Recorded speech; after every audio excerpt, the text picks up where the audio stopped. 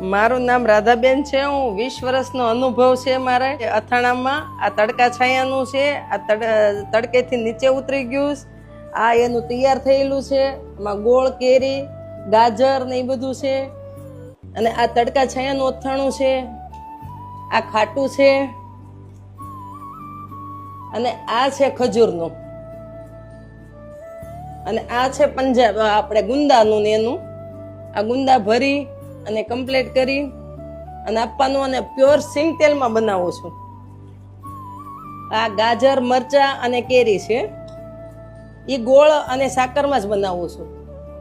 આ ગોળ ને સાકરનું જ છે અને આખી કેરીનો હવેજ છે। એ ઘેરે જ બનાવવાનો। મારી પાસે 9 પ્રકારના અથાણા છે। પંજાબી, આખી કેરી, ખાટું, તડકા છાયાનું, ખજૂરનું, ગુંદાનું અને ગાજર, મરચા, કેરી।